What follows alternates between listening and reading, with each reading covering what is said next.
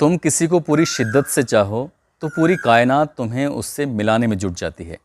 Om Shanti Om film में शाहरुख खान ने कुछ ऐसा ही डायलॉग मारा था और ये डायलॉग आज की इस कहानी पर एकदम सटीक बैठता है।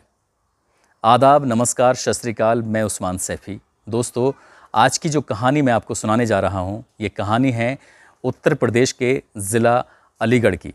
ज़िला अलीगढ़ का एक थाना है सांसनी गेट। इसी थाने की बात है, एक लड़की जो कोचिंग सेंटर में पढ़ने के लिए गई है, लेकिन देर शाम तक भी वो अपने घर वापस लौट कर नहीं आती है। इसके परिवार वाले, खासकर माँ का रो रो कर बुरा हाल है। बार बार वो अपने पति से एक ही डिमांड करती है कि मुझे मेरी बेटी चाहिए। दोनों माँ बाप थाने पहुंचते हैं और बेटी की गुमशुदगी दर्ज कराते हैं। पुलिस मामले को गंभीरता से लेती है और इसके बाद पुलिस की टीम कोचिंग सेंटर जाती है और आसपास की जो सीसीटीवी कैमरे लगे हुए हैं उनको खंगालती है।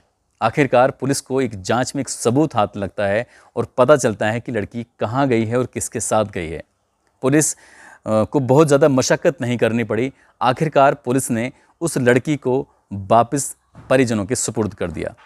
जैसे ही लड़की वो परिवार के पास पहुंचती है तो पिता ने उस लड़की के साथ मिलकर थाने में एक तहरीर दी और मुकदमा दर्ज कराया, अपहरण की धाराओं में, बलात्कार की धाराओं में और पोक्सो एक्ट में। क्योंकि वो लड़की अभी नाबालिग है, उसकी उम्र मुश्किल से 15 या 16 साल की रही होगी। पुलिस ने इस मुकदमा दर्ज होने के बाद उन आरोपियों की गिरफ्तारी के लिए लगातार दबिशें दी और कड़ी मशक्क़त के बाद उन तीनों आरोपियों को गिरफ्तार कर लिया जाता है। इन तीनों आरोपी में जो मुख्य आरोपी होता है वो वरुण कुमार, जिसके इलाके का जो नाम है जयगंज, ये जयगंज का रहने वाला है। पुलिस ने उसके साथ उसके 2 दोस्तों को भी गिरफ्तार किया है और तीनों को वो जेल भेज देती है। इसके बाद जो लड़के के परिजन हैं अपने बेटे को बचाने के लिए तमाम कोशिशें करते हैं, लेकिन उन्हें राहत नहीं मिलती है। आखिरकार निचली अदालत से ज़मानत खारिज हो जाती है, मामला हाई कोर्ट पहुंच जाता है और एक एक कर 5 महीने बीत जाते हैं। आखिरकार वो दिन भी आता है जब हाई कोर्ट ज़मानत को स्वीकार कर लेता है और वो लड़का जेल से छूट जाता है। जेल से छूटने के बाद उस लड़के को अपने घर जाना चाहिए था, अपने माँ बाप के घर जाना चाहिए था, लेकिन लड़का पहुंचता है उस लड़की के घर। ये लड़की का जो घर है वो पंचनगरी में है और उस लड़की का नाम है खुशी पाठक। उसके बाद वो घर पर उस लड़की के सामने चीख कर चिल्ला कर कहता है कि खुशी, मैं तुमसे शादी करना चाहता हूँ। बड़ी हैरान करने वाली बात यह है कि जिस लड़के ने अभी बलात्कार किया था वही लड़का शादी के लिए ऑफ़र कैसे दे रहा है। उसके बाद वो लड़की अपने माँ बाप की नहीं सुनती है और सुनती है तो उस लड़के की सुनती है।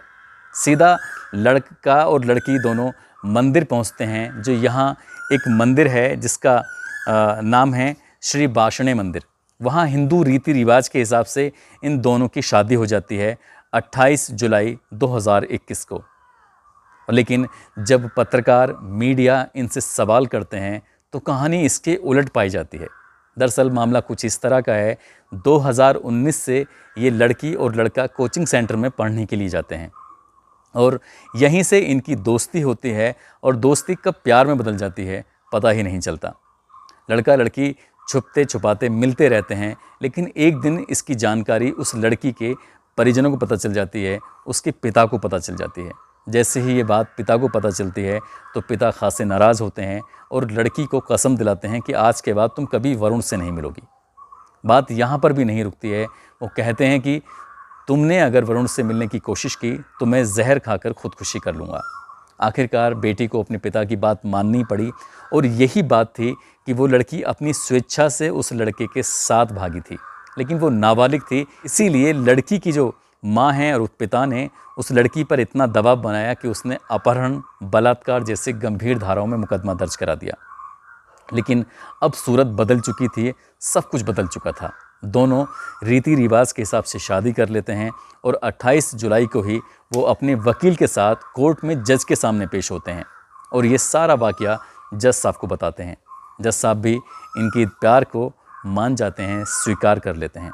लेकिन कहीं ना कहीं लड़की को अभी भी अपने परिजनों से, अपने परिवार वालों से ख़तरा बना हुआ है। लड़की ने मुख्यमंत्री योगी आदित्यनाथ को एक पत्र लिखा है कि वह अपनी जान की सुरक्षा चाहती है।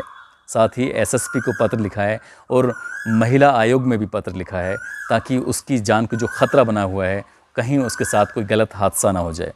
हालांकि एसएसपी कलानिधि नैथानी ने इन दोनों को भरोसा दिलाया है कि ये दोनों सुरक्षित रहेंगे और साथ ही जो इस लड़के पर अपहरण, बलात्कार, पोक्सो एक्ट जैसी धाराओं में मुकदमा है, इसको जांच के बाद ख़त्म करने का भी भरोसा दिलाया है।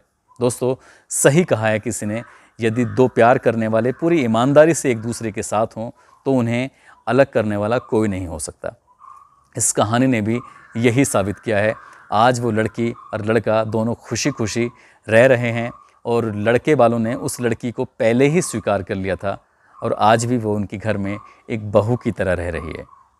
दोस्तों, इस कहानी को सुनाने का उद्देश्य किसी को परेशान करना नहीं, किसी का दिल दुखाना नहीं, बल्कि आपको सचेत करना है, आपको जागरूक करना है। आप जहाँ भी रहें वहाँ सुरक्षित रहें, अपना ख्याल रखें। जय हिंद, जय भारत।